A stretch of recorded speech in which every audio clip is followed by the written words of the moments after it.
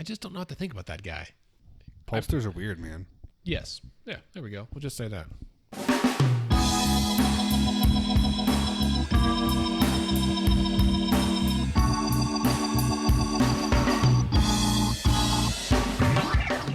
Hey everyone, and welcome to Let's Pod This. My name is Andy Moore. I'm here in the Upper Room Studios with one Scott Melson. Hello, Scott. What's up, man? You have a friend with you today. I do. Who's with us? Mithun.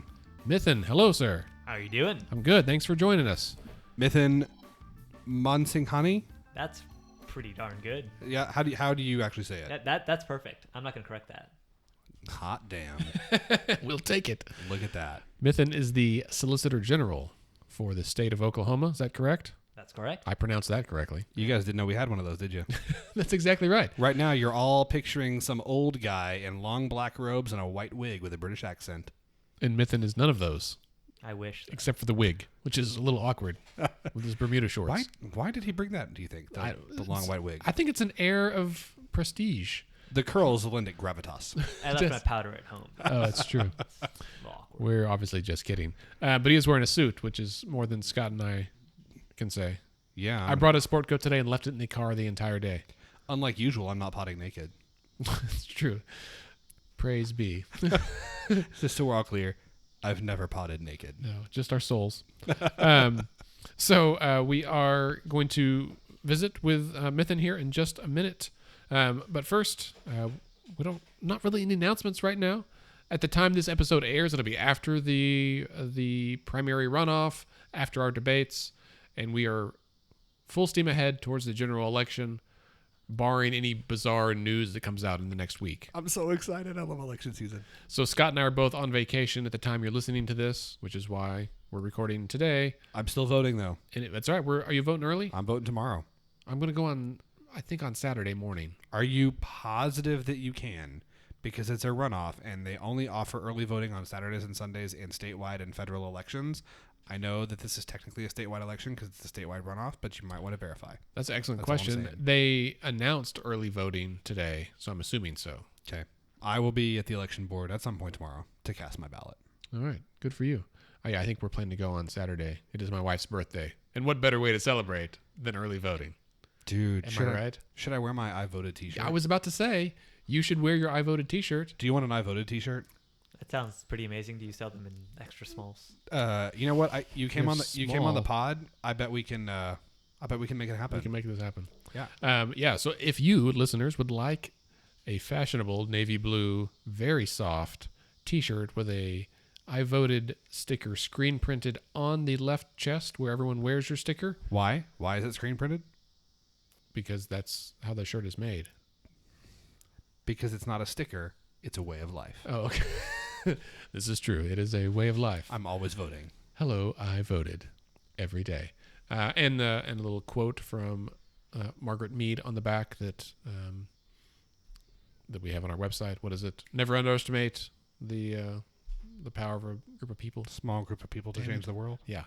Indeed, it's the only thing that ever has. That's exactly right. That's on the back of the shirt. I get a lot of compliments on that shirt. It's a good shirt. Well done. You can buy them. You can purchase them online on letsfixthisok.org/store. Also, we now have a little Let's Fix This soft enamel lapel pins. It's a soft enamel pin. You can put it on your lapel, your hat, your backpack, your purse strap, your dog leash, your thing in your car, sun visor. Do people put lapel pins I on don't their you sun put it wherever you visors? want. Listen, if you want to show off your Let's Fix This flair, I don't care where you put it. You put a flare on your sun visor, don't you? I do not. I have a new car. It's new to me. I put a sticker on the back, which you can also buy in the online store. 4-inch. It is UV protected. Great bumper sticker material. Thick government plastic. Let's Fix This round sticker. What kind of car did you get? We talked about this in the last episode. I got a Subaru Outback. It looks just like yours. Damn it. I know. It's the same color. Same color. I'm so proud. Thank you. I thoroughly enjoy it. All right, so we have those things for sale, and let's start with our weekly question, which we skipped last week. But we do have a weekly question. That's our sound effect we're trying out tonight for the weekly question. You can vote on Twitter. Yeah, just tweet at us. Good sound effect, Bad sound effect. Good use of sound effect or bad use of sound effect? There we go. All right, Sad so that you disenfranchise non-Twitter users like myself. also on Facebook. Wow. Ooh, there's a new He's platform calling called. me out. We're like 5 minutes in. We'll call him out for not being He's on already Twitter. throwing shade. Even the president is on Twitter, which is a good reason to not be on, I suppose. But Particularly when you read his tweets. they are bizarre. Is what about Michael Cohen today was pretty funny. Where he's like, if you need a good attorney, don't call this guy. Did you see the other thing he said this morning? No, that's all I saw. Yeah. He said campaign finance violations are not a crime. Okay, But I don't. But they are, though. I mean, I'm not a lawyer, but my understanding is that, I mean, if you get indicted and then plead guilty to campaign finance violations, it would seem to suggest that it's a crime. Or at least unsavory. No. I don't know. Crime. I'm not a lawyer. I don't think I'm not going to put Mithun on the spot here. being non-specific. Can you plead guilty to something that's not a crime? Is that a thing that can happen? No. See? Okay. So you can't plead guilty to something that's not a crime. I don't have enough knowledge to argue this. You're the one who should teach the LSAT courses. Yes, you technically can, but you'd have a good chance on appeal. Oh, shit. Well, because it's not a thing, right? You could just be like I could plead guilty for loving cheese too much, but it's not a crime. It just seems like if you go to court, they're like, how do you plead? And it's like, guilty. But like you're pleading for something. But if it's not a crime, you wouldn't be in court, man. Yes, this is what I'm saying. Campaign finance violations are crimes. Okay. Let's go back to our weekly question. I'm going to play the sound effect again. That's right. It's time for our weekly question. Our question today is, I need a drum roll. That's the sound effect I need. Anyway, if a candidate aligns themselves with another notable current political figure, does that positively affect your opinion as a voter of that candidate? So in many cases, it's the president. Like right now, some candidates are aligning themselves with President Trump. Candidates formerly align themselves with President Obama. Obviously, different candidates. But if a candidate that you are paying attention to of either party aligns himself with someone else, does that help your opinion of the candidate? Please respond on Twitter. You can tweet at us at Let's Fix This Okay. We would love to hear from you. You can also email if you have a longer response. Podcast at letsfixthisok.org. You want to know something funny? Please. You were like, obviously different candidates. Not necessarily, I guess. Senator Heidi Heitkamp, North Dakota, aligned herself with President Obama, and in this election cycle, currently emphasizing the fact that she votes with President Trump over 50% of the time. That seems over 50% is not that much considering there's people who vote with him like 99.9% of the time. Right, but it's still a majority. That's all I got. I Was don't that know. a joke? No, I don't know. It's the applauses. That was a bad joke. It was a joke. Somebody, we're going to take that thing away from you. I'm just showing off my new sound effects that I downloaded a minute ago. All right. Shall we get into it? We should. So we've got three articles in our news roundup today that we're going to run through. Well, 2 articles and then 2 other tidbits, written tidbits. And Mithun is wondering, why did I get myself into here? So the first thing is really a recommendation for you guys and all of our listeners. There's a book that came out this week called Boomtown by Sam Anderson. Mithun, have you seen this? Yes.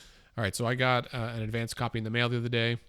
I don't know how. It just came. I was very excited, so I started reading it. Hashtag Big Daddy.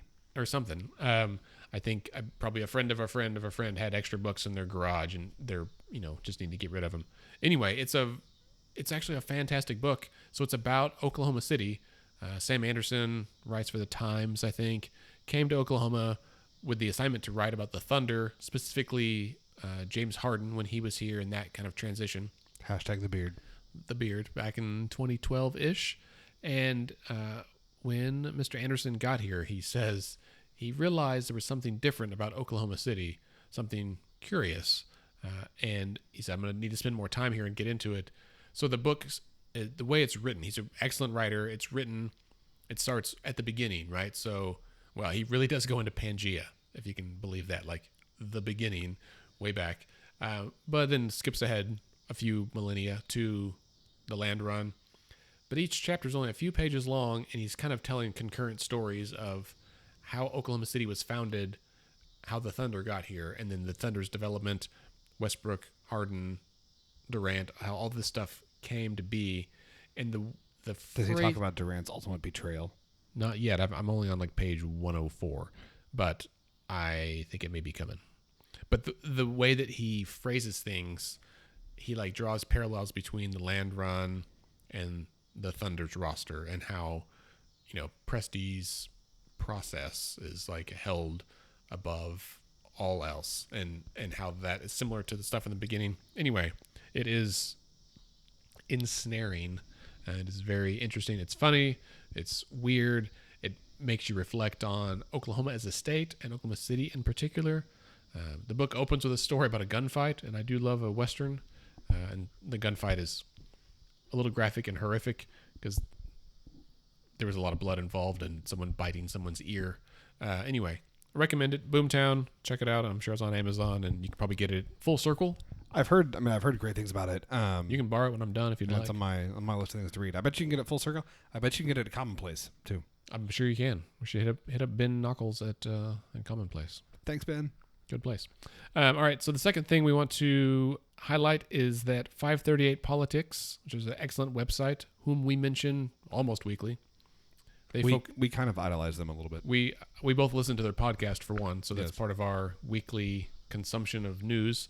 538, all spelled out, not the numbers, 538.com. They released their much anticipated House forecast this week. So this is for the election.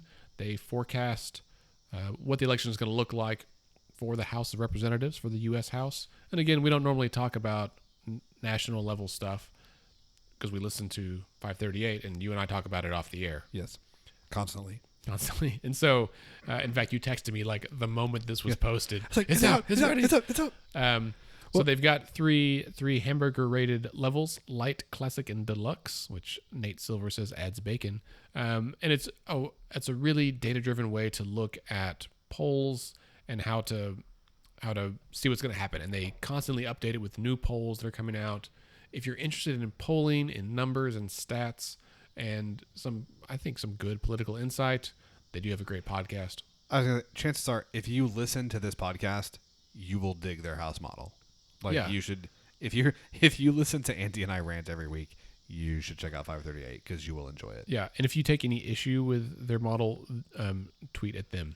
Yes, and they do also solicit feedback. However, before you take issue with the model, I would say come prepared because they've got like doctoral statisticians that work on this deal. So It is a smart deal. if you're gonna come at them, bring your stuff. Yeah, so they have a forecast for every district, which is really interesting, including districts here in Oklahoma. You can kind of hover over it. It's pretty interesting. This year they're doing like the chance of winning rather than just a percentage. They're also saying like a greater than 99 out of 100 chance that he'll, like Mark Wayne Mullen is who I'm looking at here in Oklahoma's 2nd district. We live in the Oklahoma 5th district. So right now Steve Russell has a 7 in 9 chance. Kendra Horn a 2 in 9 chance. According to this, Scott, you pointed out that the 2 in 9 chance is similar to what Trump had at this stage. Yeah. For winning the presidency. Yeah. So if you look at the prediction for the Oklahoma 5th, the odds of Kendra Horn winning are roughly the same as the odds were of Donald Trump winning the presidency. So yeah, that's just food for thought. It is interesting, and there's a long way to go till the election. So there's that. Check out 538.com. Second article, first actual article, we have one from Oklahoma Watch called Stitt's Mortgage Firm Failed to Tell Regulators of Past Problems. If you've watched TV in the last couple of weeks, or listened to our podcast last week with Daniela, we discussed some of the ads that have been coming out about Kevin Stitt. So he's the guy from Tulsa. He's running for governor, running for the Republican nomination right now against Mitt Cornett. And this news really came out early on in the election from Gary Richardson, the attorney from Tulsa that I think he paid for the research on this initially. So Stitt owns Gateway Mortgage, and of all the industries that have faced some turmoil in the last decade, mortgage industry is one. And so they had some pretty big fines back in 2009, 2011, the state of Wisconsin stopped, pulled their license, and they had to reapply for it. There's some kind of stuff back then, and so it's just interesting. I think it's if you're someone who likes to really look into everything about a candidate and their businesses with whom they associate. Well, and if you've been paying attention to the ads, right? So we talked last week about the Bullstit ad that Mick Cornett has been running, and if you're trying to kind of get beyond, all right, well, Mick Cornett's running this ad, but is there really anything to it? This is an article that kind of lets you explore, okay, what's the substance behind the attack ad, right? Like how, is that true? Yeah, and so this is kind of a reference to say here's what's happened, here's what hasn't happened, and then you can look at that, you can look at the ad and make up your own mind. Is this something that makes sense or that doesn't? Right. One thing that I was thinking about this. So the Bullstit slogan, and I have no idea how this works. Let's say that Kevin Stitt wins the runoff, right? And so then he faces Drew Edmondson in the general election. Can Drew Edmondson use the Bullstit? If it's not trademarked, but obviously it didn't work if Stitt wins. Oh, I wouldn't say that it didn't work. So I would say the fact, or maybe the fact that if Kevin Stitt wins, that doesn't mean that the Bullstit is not an effective line of attack. It means it's not an effective attack in a Republican primary, right? Where you're talking to a very different voter, particularly in a Republican primary runoff, than you are for a general election. And I just didn't know, I don't know if those things are once you put something like that in a political ad, is it trademarked or copyrighted in any way that another campaign couldn't just not use unless it? They file for it, yeah. And that's interesting because one of the things that has come up in Republican circles in the last couple of weeks, there are people that are concerned about how nasty this primary has gotten, and they're worried that nastiness is going to carry over into the general election. Now that's an argument that we hear in elections all the time. People said it about the Democratic primary in 2008. They said it about the Republican primary in 2016, and those predictions were wildly off. So the fact that the primary has gotten nasty does not mean that the general election is going to go one way or the other. But I just thought it was an interesting question. Could Edmondson pick up the exact same line of attack and even use the same slogan in his own ads? Right. It's interesting. It's possible.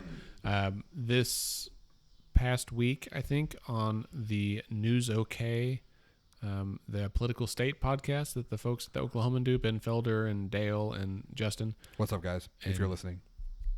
Chris is the other one. They discussed it, and they said, folks in the metro, particularly younger folks, really enjoyed that ad, but when you got out into kind of the rural areas, that ad does not resonate as well, and so they were concerned it might backfire in Cornett. Interesting. The ad was really released kind of in response to some polling that showed Cornett behind 9 or 11 points. And so that's, if you put this out as a way to try to close the gap, it might work in urban areas, but might not so well in rural areas. Why would it backfire in rural areas specifically? Because it's pretty close to saying shit, man. Some people just don't appreciate that kind of sentiment, that kind of language being used. So from a moral standpoint, yeah. This is unbecoming. Yeah, and interesting. And I think a lot of people, if you're watching Wheel of Fortune at night after dinner, right, and right before bed, and depending on your habits, the rain in Spain falls mainly on the plain. Yes, that it could be a bit of a jarring thing. I haven't asked my grandma about it, but I'm sure she's kind of I don't love it, just based on the fact that it's a little bit crude. Or I will just let you know that my grandpa would have loved it. My grandpa would have been like, "My dad just say bullshit." That's what my grandpa would have said. Just go for the gold. Yeah, but all right, fair enough. And then our last article is from the Frontier, independent journalism outfit in Tulsa. Really great. They do all kinds of great work. An article from Clifton Adcock titled "Many Oklahoma Congressional Candidates Worth Millions, Financial Disclosures Show." So again, this is on the national level, but if you are interested, we all know that Congress is way disproportionately filled with millionaires compared to the general public. Because a lot of people would argue that in order to successfully run, you need to be a millionaire. Yeah. So this looks at all the candidates who filed a disclosure. Not everyone did. And incumbents are required to. I don't think all the candidates are required to, Candidates are not required to. but many do anyway. So it's really interesting to kind of see where folks stack up. I mean, some people have, a net worth, and they kind of estimate, and the Frontier goes into how they estimated it. So, some folks net worth estimated between, negative 50,000 and positive 185,000. So that's kind of the range at which it might range when you factor in mortgages and that student loan debt, that kind of thing. Goddamn student loans. Yeah, that's the truth. Man, I tell you what about student loans, though, while we're on the subject. I tried to consolidate mine this past week, but because my most recent loans from my MBA that I just finished it's still in school status. Oh. So I did all this work and applied, and they sent the letter, and they're like, "Oh, well, you can't. Here we can consolidate all your old ones, it's like one big consolidation and then two tiny ones, but not these because they're still in school status." And I was like, "Well, I'm out of school. How do I change that?" And the lady basically said, "You got to wait 6 months." I was like, "But interest, like." They're worried you might go back. No, yeah, I guess they probably have to get some notification. I just thought it was really inefficient. So, anywho, if you are curious about congressional members or candidates and their net worth, check out The Frontier.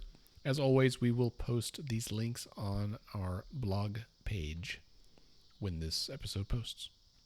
Delightful. All right, let's take a quick break, and then we'll come back and talk to our guest, Mithun, who is sitting by patiently. Indeed. Be right back.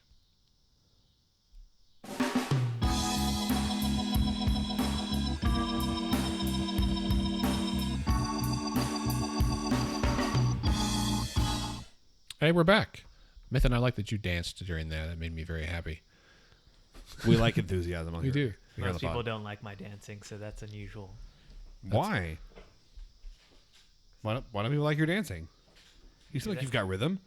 You're a fun guy. He's got rhythm. I don't know. It's Ive. I know, but I'm thinking about him. I don't have rhythm. Evidence to the contrary, right here. I snapped 3 times. And No, so we are very pleased to have a guest this week, Mithun Mansinghani, who is the Solicitor General of Oklahoma. Hi, Mithun. How are you? Doing well, Scott. How are you? I'm good. I appreciate you being here. Mithun and I serve and work together on another board here in Oklahoma City. We were talking a couple weeks ago at a function, and I was like, dude, you have a cool job. You should come on this podcast we do and talk about it. And he was like, yeah, all right, I can do that. So here we are. Mithun, can you just tell us a little bit about yourself, where you're from and kind of your background, and how did you become Mithun Mansinghani, Esquire, Solicitor General of Oklahoma? Certainly. So I was born and raised in Deep South Texas on the border with Mexico. Went to college at Rice University down in Houston. is it the Owls? The Owls, Rice Go Owls. Owls. Yeah, go Owls. It's the Ivy League of Texas. Ivy grows better in the South. It That's does. what he said. And then I went to the place where Ivy doesn't grow as well. I went to Harvard for law school. And after that, clerked on a federal court of appeals, the Fifth Circuit Court of Appeals, which my judge, whose chambers are in Houston, the court's based out of New Orleans. And then went to go work for a large law firm in D.C., which, if any of your listeners are lawyers, kind of knows what the big law experience is like. Decided after a few years there that I wanted to enter into public service.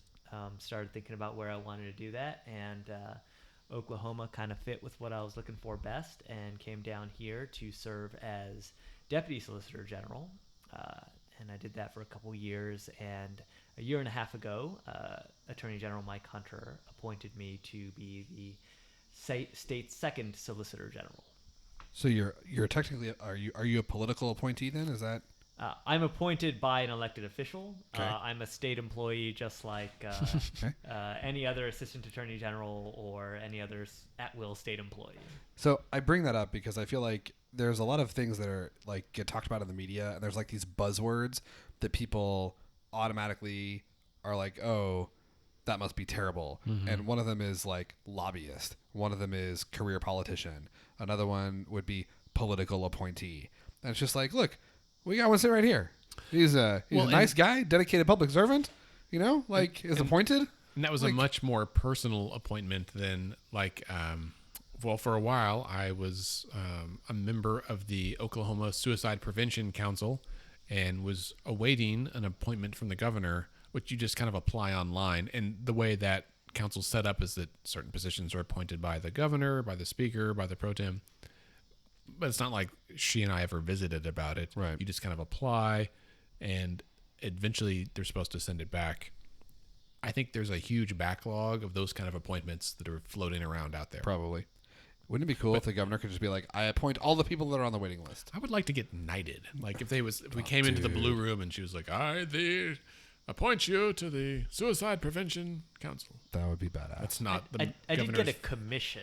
That was Ooh. it's a certificate that says the Attorney General officially appoints me as Right. Solicitor General for the state of Oklahoma. Nice. You take But it's the- not, the it's not picture like a where you- statutory position. It's- Right. He just went up to you big time. Well, I'm in no way trying to diminish his appointment. Mine never came through, and I just got busy with other things. But congratulations to you. Please go ahead. So I have several questions because I think you actually have it's a really I think that's a really cool kind of origin story because it's one that gets, I feel like that's an origin story that you hear like in media sometimes. You hear about it on, like TV shows if you're obsessed with the West Wing. So I'm just curious, so you went to undergrad, you went to law school at Harvard, which is just a tip of the hat to you, sir. But then you were clerking for a U.S. Circuit Court of Appeals judge. Is that right? That's correct. So what is that experience like? And why as a young lawyer fresh out of school, is that something that you would want to do? Yeah, that's actually a really great question. So, when people throw around the word clerk, they think of like the guy who's at the gas station behind the counter. They Right. don't really know what it means. And so, for example, right now we're in the middle of a U.S. Supreme Court nomination process with Judge Brett Kavanaugh. And people will say, oh, this person clerked for Judge Brett Kavanaugh, or, Judge Kavanaugh clerked for so-and-so. But a law clerk for a judge or a federal judge, especially on either the district court, the appeals court, the Supreme Court, is one of a set of people. So in the appeals realm, there's 4 law clerks that act as the judge's right-hand men and women. So they research the law for the judges, they help draft opinions, and they act as sort of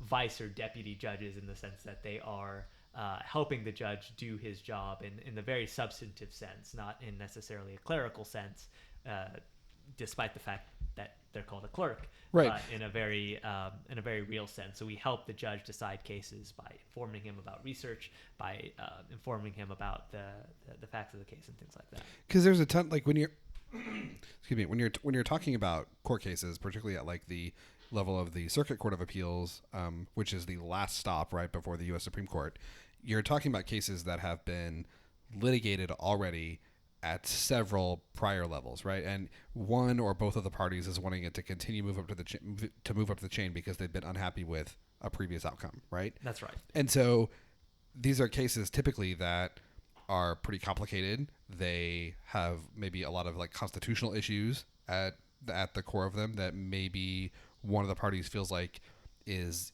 either not clear or what seems to be clear should be kind of defined in a different way. And so I think there's a tendency to hold up judges, and I think Supreme Court justices are the best example of this, as like these, brilliant minds and scholars. And I think that's true, but I also think that many brilliant minds and scholars have a lot of other really, really smart people that are helping them do the background research and debate the issues and discuss the issues and bring all of the facts together to help that person with, this brilliant legal mind kind of formulate what they think. Is that accurate? Yeah, I sometimes joke that the government is actually run by 20 and 30 somethings, right? Because the judges and justices obviously play important roles, but the law clerks are helping to write their opinions, right? Congress members and state representatives play important roles in voting, but who's actually writing the legislation, right? It's their 20 or 30 something staffers. So yeah, law clerks play an important role, and it's a very important relationship too between the judge and the law clerk, because the judge acts as not just a boss but a mentor. Right. Well, and I think when we look at Supreme Court nominations, anything, who someone clerked under is always very important. And I think understanding why that's important to be like, oh, this person was kind of their mentor, and so if you like them, you might like this person. I think that's really helpful. And this is oftentimes a job that's straight out of law school, right? So this is one of the first people to form you in a professional sense, not just an educational sense, as how you think as a lawyer.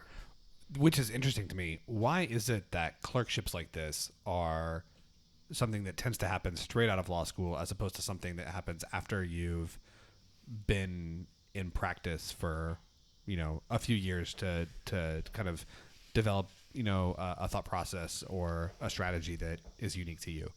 That's a good question. It's possible that some of it has to do with money. So if you're a really brilliant person and you've been a lawyer for 10 years, taking a huge pay cut to become a federal law clerk, maybe not something you're willing to do. So if the judge just wants really smart people, the best time to get them is straight out of law school. Although, at the U.S. Supreme Court level, there are plenty of people who are several years out of law school that are clerking, especially I think Justice Thomas and even Justice Alito tends to hire people who've had quite a bit more experience. And the other answer might be something that's just kind of quirky in the legal profession. So in almost all other academic fields, you have peer-reviewed journals, right? The scholarship is published in journals that are reviewed, selected, edited by people who are the peers of the scholars, right? Other professors, other researchers, things like that. Not so with legal scholarship. Most legal scholarship, and often the highest quality legal scholarship, is published by student-reviewed journals. So, like the Harvard Law Review. Right. I was an editor of the Harvard Law Review, and I, as a relatively know-nothing, second and third year law student at 22, 23 years old, was judging scholarship about whether it should be published in the most cited legal journal in all of the country. So there may be a culture in law, for example, for some reason that tends to give young people a lot of interesting and meaningful opportunities. Interesting. That was not discussed in my business law class that I had when we discussed like common law and how the law of the land in the United States comes to be. No mention of like, well, a bunch of 25-year-olds are going to be just figuring stuff out.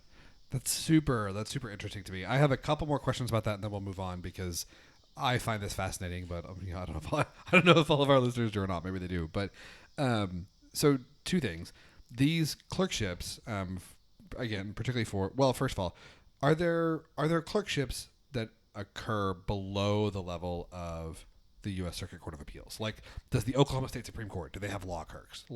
Yeah, absolutely. So I'm not going to say the Oklahoma Supreme Court is below the Court of Appeals. Okay, they're two entirely different systems. Fair enough. That is an excellent clarification. And people don't realize that those are separate. Right. Yeah. Separate tracks. But yeah, so federal district court judges, which are the trial judges, have law clerks. The Oklahoma Supreme Court has law clerks. So there are people outside of the Court of Appeals and the U.S. Supreme Court that are law clerks. What I have heard is that clerkships at the U.S. Circuit Court of Appeals level and, of course, the Supreme Court are quite competitive. Yes, very competitive. Yeah. And it's a pretty prestigious thing to be chosen to like come out of law school and clerk for one of these justices.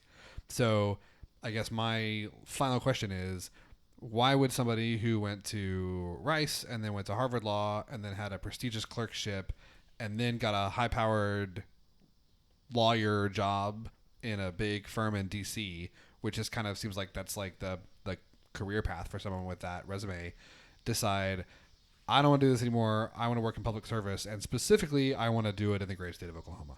Yeah. I think it's probably a combination of two things. So one is the desire I've had for the entirety of my career to engage in public service at some point, and for me, it was more of a question of when than if. At the time that I was at the firm, I kind of felt it was the right when time. And then, why Oklahoma? The opportunities that were available here in this state kind of appealed to me best, and the opportunity to become Solicitor General in a relatively short order of time was really great, and I'm glad I did it. I'm very thankful for Attorney General Mike Hunter of giving me this opportunity because not only do I get to engage in public service, but I also have the opportunity to have a lot more control over the cases I litigate, to be the lead lawyer on those cases rather than being seventh down on the totem pole as a fifth, sixth year lawyer where the 30-year partner is arguing the case. One of the appeals of public service, regardless of where you're doing it in law, whether you're in a state attorney general's office or a prosecutor or a public defender, is being able to get a lot more on your feet responsibility, even managerial experience, a lot quicker than you ever would in the private sector. Very cool.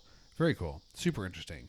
Well, I feel like we've kind of already touched on like the next thing I want to get into, which is, we mentioned earlier that I think most people hear solicitor and they're like, if they think of anything, they think of like some old white British dude in a powdered wig and a long black robe. Or just the no soliciting sign on someone's front door. Or that's probably what most people think of. I had an obsession with Charles Dickens as a kid, so I think of David Copperfield and solicitors. But anyway. Never read that. That's because wow, dude. It wasn't assigned. I don't know. I read something else. Never just read things because they're awesome. Yeah, Boomtown by Sam Anderson right now. Go read David Copperfield. I'll read that next. What is a Solicitor General? What is Oklahoma, the Solicitor General of Oklahoma, what do you do? Yeah. So I'm the chief advocate in court for the state in appeals and constitutional issues, especially cases that are in front of the Oklahoma Supreme Court and the U.S. Supreme Court. Other states have Solicitors General, not all of them do. The United States has had a long-standing Solicitor General. And right now it is Noel Francisco, but they vary from administration to administration. Harriet Myers. Harriet Myers was not a Solicitor General. She was White House counsel. Oh, what? Yeah. Are you sure? Yes. Oh. Ted Cruz was Solicitor General of Was Texas. Elena Kagan a Solicitor General? Elena Kagan was Obama's first Solicitor General. That's who I was She was thinking also of. my first year law school dean. She left during my first year of law school to become Solicitor General. Oh, look at this, dude. He's just schooling me like left I and did right. like how strongly you responded to that, and probably blew our mic up. So the U.S. has long had a Solicitor General position, but in the states it's actually a relatively recent phenomenon. So I'd probably say over the last 15 or 20 years, the states have adopted the Solicitor General role, and that's in part because the states have seen the need to increase the quality of advocacy before appellate courts, to have people who are appellate specialists rather than just have the same person who did the trial go on and do the appeal, especially in front of, the very important cases at the U.S. Supreme Court. And the other is to, when those really important cases come up, to have an advocate there so you don't have to go out and hire an advocate. So, the state in a lot of ways saves money by not having to hire as much outside counsel, by having somebody who is a specialist in appeals and constitutional issues and is following stuff that's going on at the Supreme Court on a daily basis. So why do you need, in my non-legal mind, if you got a lawyer and they try a case in district court, let's say they win, and the other party appeals. Well, if that lawyer won the trial case, like in district court, why do you need an appellate specialist in the district court and the kind of going up the chain? Yeah. They're a little bit of two different skills. So, I'm not a trial lawyer, and I really respect what trial lawyers do, and they have a different skill set than I do. With appeals, it's a little bit more intellectual. It's a little bit more ivory tower. And it's a little bit more focused on the law and how it should be shaped rather than the facts of the particular case and developing those facts. So the facts are very important, but when you're a trial lawyer, one of your main goals is to develop the facts by interviewing the right witnesses, by producing the right documents in order to win your case. By the time you go on appeal, fact development is over. You have the facts that have been set in the trial court. Appeals courts do not find new facts. They just deal with the facts as they come to them. So you're a lot more focused on how does the law apply to the facts, or for that matter, pure questions of law of what is the law, or what should the law be in a situation where there's no sort of clear precedential answer. And that exercise is a little bit different from what trial lawyers do, and appeals lawyers have the benefit of regularly knowing what appeals courts care about. So being able to filter out the issues that they think are most likely to prevail at the appeals court, whether if you are appealing or you're defending an appeal. That is like super interesting to me. So this kind of gets into our next question then, and you've already, I think, started to address why having a Solicitor General, what that is and why that's important. What is the difference between, other than the fact that he's your boss, and she could be your boss if it was her, what is the difference between the Attorney General and the Solicitor General? Like, why do you need both? Yeah. So I work for the Attorney General, right? And in a certain sense, I am one among several division chiefs. So the Attorney General's office has numerous divisions that do very many different things. So we have a consumer protection division. We have a division that deals with public utilities and making sure the ratepayers are protected. We have a division that deals with trial level litigation. We have a division that deals with legal counsel, i.e. advising state agencies who essentially hire the Attorney General's office as their legal counsel, especially the smaller state agencies that don't have their own general counsel. We have a criminal appeals division that deals with all of the appeals from criminal convictions around the state. My office deals mainly with civil appeals, somewhat with criminal appeals, but also focuses on some of the most important appeals that we have in the state in front of the state Supreme Court or the U.S. Supreme Court. And so the Attorney General needs lots of help in being the chief legal officer of the state, and I'm grateful that Attorney General Mike Hunter has entrusted me with the responsibility in some of the state's most interesting cases. Interesting. That's super cool. You know, you mentioned that it's important to have, or it can really be beneficial to have, you know, someone like yourself who kind of specializes in this appellate process that's different than trial process. But there are some, you know, there are occasions when, you know, the Attorney General has said, okay, we are in this instance going to use an outside law firm to handle this issue or that issue. Is there what I'm trying to think of the best way to ask this question, and I'll ask it in whatever way I can, but I think you know what I'm getting at, so you answer it however you think is the best way. When would you decide to hire outside counsel for a case versus having the Solicitor General's office handle the case? Yeah. I think it's often a question of capacity and almost a cost benefit analysis. So, you know, the Attorney General's office right now is involved in a major lawsuit against opioid manufacturers, and our office doesn't necessarily have the capacity to engage in a massive, complex litigation. Especially because although we have many lawyers in our office, they are busy doing the state's work that they're normally doing on a day in and day out basis. So to add on top of that a massive piece of litigation that is very, very important to the state is not necessarily the wise thing to do. And it might be a penny wise, pound foolish. And then on top of that, you know, there is a significant dollar amount at stake in some of these cases. Sure. And so it sometimes makes sense for the state to hire outside counsel, again, to make sure that they win the case. Another example of where we'd hired outside counsel is a case that we now have in front of the U.S. Supreme Court that I'll talk about a little bit later, where I advise the Attorney General that the case is so very important that we need the absolute best legal representation. And we went out and hired a lady named Lisa Blatt, who has argued, I think, 35 cases in front of the U.S. Supreme Court and won 33 of them, giving her that seems like a good record. Potentially the best record of anybody alive right now. She's the Michael Jordan of solicitors. Yeah.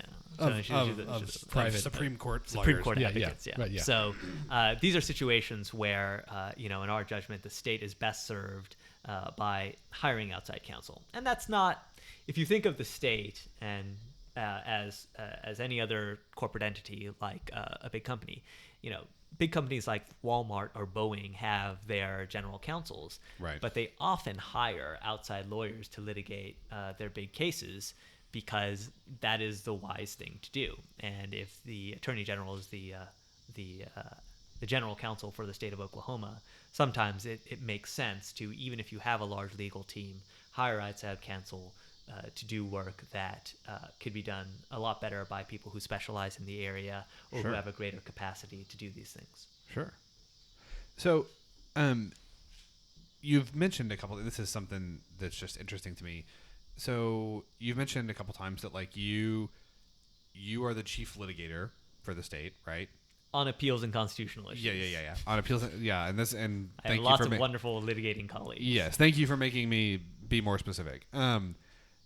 On appeals and constitutional issues, and so you would theoretically, right, be the chief advocate for the state of Oklahoma in cases that appear both before the U.S. Supreme Court and the Supreme Court of Oklahoma. That's correct. You also mentioned earlier, like you're not going to say like the U.S. that the Supreme Court of Oklahoma is like less than the U.S. Circuit Court of Appeals, which I think is probably wise given what you do, and just the fact that they're two different legal systems.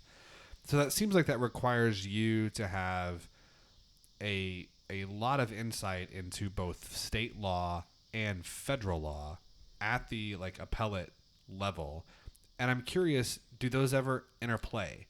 Like, could you see a case that goes before the Supreme Court of Oklahoma, and maybe one of the parties doesn't like the outcome, and then it goes to the U.S. Supreme Court? Like, is that a thing that can happen, or are they parallel systems all the way up that don't ever cross? And how do you maintain expertise in both of those things? Because that seems like it would be a lot. That's yes, that is very possible. One of the things I like about being an appellate lawyer is that it's a specialty without a specialty. So every case is a new thing for me, and there are skills that appellate lawyers have that are translatable between the two court systems. You do have to sort of deal with the quirks of any given court system as you're moving between them. But being an appellate lawyer at the 10th Circuit Court of Appeals, where Oklahoma is in, and being at the Oklahoma Supreme Court is not too different. And every case is new. So my first ever case at the Attorney General's office was the U.S. Supreme Court case, Glossop v. Gross, where we were defending the state's lethal injection protocol, and I had to learn everything I could learn about benzodiazepines, which is a little bit maybe more in your wheelhouse, but the amount of studies I read on midazolam and other benzodiazepines would probably be, A lot. pretty significant, even for a medical professional. And I've had to deal with many other cases that go from learning about auditing to learning about groundwater modeling. It varies quite a bit, and that's part of what I enjoy about the profession. You also asked about whether cases at the Oklahoma Supreme Court, or for that matter the Oklahoma Court of Criminal Appeals, gets appealed to the U.S. Supreme Court, and they absolutely can. So first thing to know, because I mentioned it, is there are actually two highest courts in Oklahoma. The Oklahoma Court of Criminal Appeals, which is the highest court for criminal matters, and the Oklahoma Supreme Court, which is the highest court for civil matters. It's a little unusual. Only one other state has that system, and that's Texas, right below us. I like that you said Texas is below us. Yes. I appreciate that. Those cases can get appealed to the U.S. Supreme Court on federal issues. So state courts are competent to hear issues of both federal law and state law. But the state Supreme Court, or the Court of Criminal Appeals, is the highest authority on state law, and the U.S. Supreme Court will never question or overturn them on a question of state law. But the federal courts can sometimes hear state law issues, but only if it's somehow connected to a federal law issue they're already hearing. Interesting. And so the federal courts generally are courts only hearing federal issues or issues where there are parties that are litigating against each other from two different states, called diversity cases. And so, yes, we have litigated cases in front of the U.S. Supreme Court that have come from our Court of Criminal Appeals or from our state Supreme Court. None of them that made it to the merit stage, at least in my experience, at the U.S. Supreme Court, but some to the certiorari stage. So the Supreme Court can You just spoke decide. Latin. What does that mean? The Supreme Court can decide which cases to hear and which to not hear, and the way that you ask for them to decide is you petition for a writ of certiorari. I'm not going to go into the Latin of what that means exactly. That's fine. But the U.S. Supreme Court hears maybe 60, 70, 80 cases a year, but gets thousands of petitions for writs of certiorari every year. And we deal with many of them at the Attorney General's office. So, for example, many of them from our Court of Criminal Appeals. This past year, I think I dealt with 3 on the same issue from the Court of Criminal Appeals involving blood draws and fatality accidents to test for people's alcohol level and whether it complies with the Fourth Amendment of the U.S. Constitution, which is a federal issue, which is why it could be appealed from a state court Fourth to the Amendment U.S. Supreme is Court. unreasonable search and seizure? Among other things, yes. Right. And interesting. So. Like you just like, I'm going to show off right now. I just making sure that I was right and I that know. the listeners know why. What the? I'm not shaming you. No. Well, I forgot what the Fourth Amendment was for a few minutes there. I like that also Mithun said, among other things. I don't claim to know all of them. Right. Mithun, so can I ask why should regular people care about the Solicitor General? Like, how does it impact everyday, Joe the plumber? How does it impact our lives, and why should we care? I'm not sure you should care about me or look up to me in any particular sense. The Attorney General's office, as a whole, does a lot of work on behalf of the people, and we as the Solicitor General's office do that as well, especially when we're defending the constitutionality of laws. The best way I can express it is we are the state's defender of our democratic processes. Mm-hmm. So whether it's an act of the legislature, an act of the people, or an act of the people's representatives in the form of executive officials, we at the Attorney General's office, and specifically within the Solicitor General's office of the Attorney General's office, defend those democratic decisions. I did take the liberty of listening to your first ever podcast on this podcast. Ooh, our very first one. And it was covering a case that I argued. Really? Yes, it was over the cigarette fee, auto sales tax, and other tax cases. So that was your first podcast and my first argument at the Oklahoma Supreme Court. I had been Solicitor General for 4 or 5 months at that point. Right. And obviously this is something that the entire state was paying attention to. It was the first ever time the Oklahoma Supreme Court had televised oral arguments. Right. And me as a Solicitor General was up there arguing those cases on behalf of the state. So that's a great question. So when you say on behalf of the state, I'm trying to think. So who is the state that you represent there? Is it the legislature? Is it the people? Because people have different perspectives on the legality of one of those things, right? Sometimes it depends on who the other party chooses to sue as far as specifically. Right. But I represent the state in almost all of its forms, whether it is the state as represented by the people. So, for example, when the people voted to amend the Constitution to change how, in 2016, to change how alcohol is regulated in the state. Right. The Retail Liquor Association and liquor stores sued over it, claiming that constitutional amendment violated the federal Constitution. Right. And I, as Solicitor General, came in and defended that law in state and federal district court, and we prevailed. And so come October, there will be a new way alcohol is regulated in the state. Thank you. You're welcome.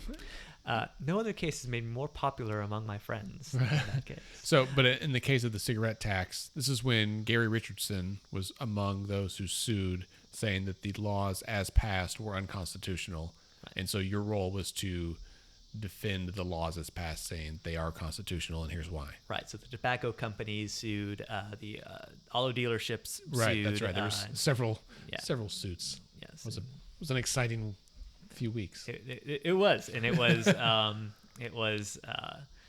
I feel like my debut in this, my public debut in the Right, state. right. As people seeing and watching the live stream, saying, Well, that's funny. who's I that remember watching dorky it. guy in Yeah. glasses arguing. My staff would come into my office and be like, "What are you listening to?" Like, usually it's music, and I was like, "Supreme Court case." And they're like, "You're such a nerd." So it's good to in meet that you in case, person. I was, it's dependent on the suit, but oftentimes who you represent is the party that would be enforcing the law. So in some cases, for example, it was the Oklahoma Tax Commission, who I was technically representing. But in any event, it's always in my capacity as defending the laws of the state. Mm-hmm. Interesting. So, all right, that's really cool about like why people should care about what your office does. What is the two things, I guess? What are you doing right now? Are there any like obviously you deal right like almost exclusively with pending litigation. So is there anything that you can talk about like in general terms about interesting and important cases that you have coming up? And in the future, how do people know what you guys are doing and keep up with it and know what's going on with the Solicitor General's office? So one of the fun parts about my job is that many, if not most, of my cases somehow end up in the newspaper. There's no set way to follow me or my office. You can subscribe to the Attorney General's office's press releases, I'm sure, and that'll give you at least some idea of what I do, but more broadly what the Attorney General's office does. Sorry, guys, just but on my phone. Oftentimes seeing the newspaper. So, for example, the newspaper this morning, the morning we're recording this podcast, there were 4 or 5 news stories about the hearing on the health department's medical marijuana rules, which the new revised rules I was defending in court, and prevailed in convincing the court not to enjoin the rules. In other words, stop them from going forward as the litigation progresses. So the plaintiffs in that case challenged 21 rules, and the judge agreed with us that all 21 of them can go forward as the litigation goes forward. And that was covered by 4 or 5 news organizations this morning. So that's one case that I'm litigating right now. It's unusual for me in the sense that it is not an appeal, nor is it a constitutional issue. But at the same time, because it was a important case that obviously was of wide public interest, the Attorney General saw it fitting that I defend the case. Another case that is ongoing right now that your listeners might want to know about is currently at the U.S. Supreme Court. It's not common. It's not every year we have a case accepted for review by the U.S. Supreme Court.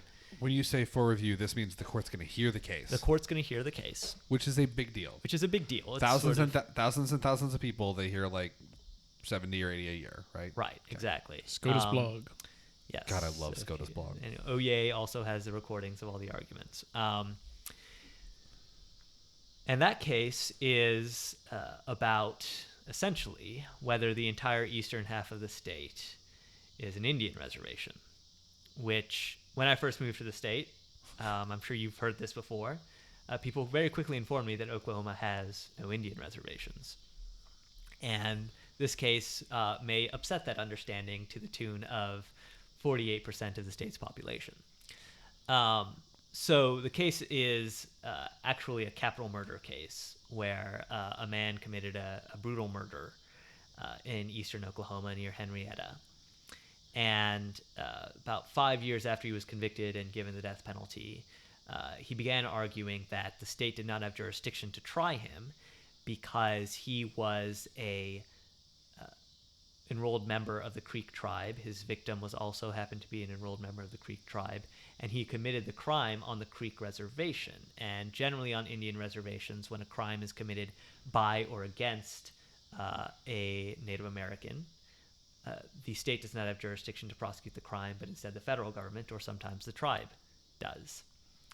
That argument did not prevail in the state courts or in the federal district court, but the Court of Appeals for the 10th Circuit last year ruled that indeed the Creek Nation does have an existing reservation that covers most of the city of Tulsa and 11 other counties. So we asked the U.S. Supreme Court to review that case. This is a case where we've hired Lisa Blatt, and they accepted review, and the case will be heard sometime this fall. We are currently in the middle of briefing. But essentially, the question in the case is a question of law, but also a really interesting question of history, which is when Congress did all that it did to prepare the state of Oklahoma for statehood and then make it a state, did it intend for the former Indian Territory, because if you remember your Oklahoma history, Oklahoma was a combination of the Oklahoma Territory and the Indian Territory. Did it intend the former Indian Territory, which is comprised primarily of the 5 civilized tribes, to all be an Indian reservation, or did it intend it to not be an Indian reservation? So that's the central question in this case.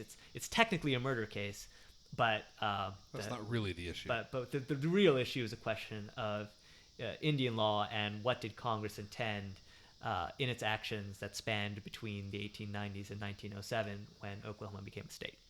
Oh, that's fascinating. It is fascinating. And it's fascinating, but it's also really important, right? Yeah. Because the state has convicted thousands of people in eastern Oklahoma, many of whom may claim that they or their victims were Native Americans, which is, according to the census, self-identified about 12% of the population in this area. But then also, if you've ever been or spent time on an Indian reservation, there's lots of other things that are different about Indian reservations than land that is otherwise just completely regulated by the state, whether it relates to taxation or natural resource regulation like water or oil and gas, or environmental regulation, or zoning, or for that matter, even sort of child custody proceedings and things like that.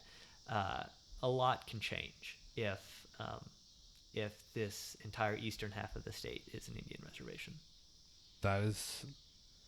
That's interesting. Well, and so again, I'll mention the book. Boomtown does kind of reference some of the early parts and how things were formed and not formed and whatever.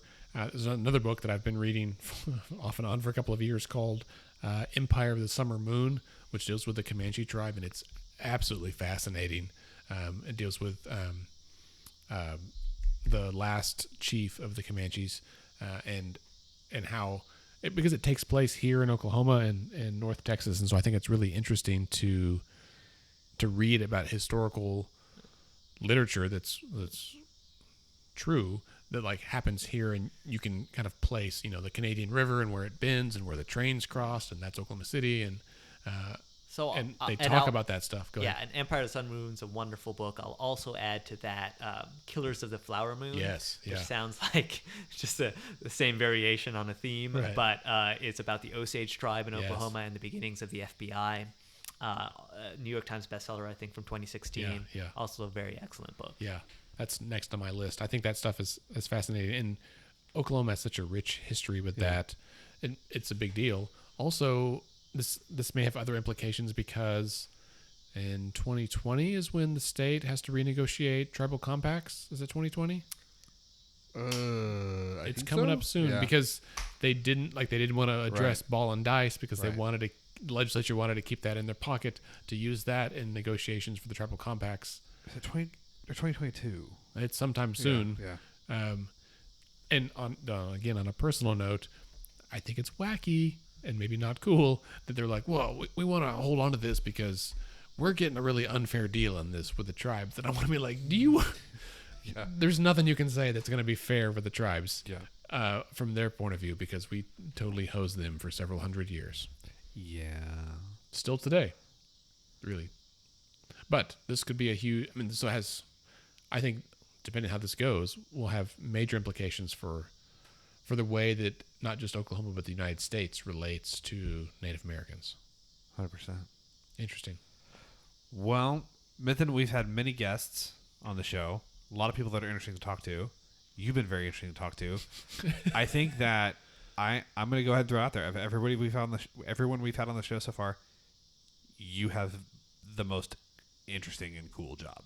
You have a cool job. That's impressive. You've had state senators on here before. So. And they're great, but you have a really cool job. But there's like 49 of them. Yeah. So we really appreciate your time, appreciate all your insight, appreciate you talking to people about what it is you do. And again, I think this is just another another great example of, hey y'all, here's this dude. Many of you didn't even know he exists, but his job and what he does has a huge impact on how you get to live your life every day. Local government matters, man. That's true. Maybe there's some child listening in their parents' car, and they too want to grow up and become a Solicitor General. Oh, I hope that happens. I do too. If we get an email, we're going to forward it to you.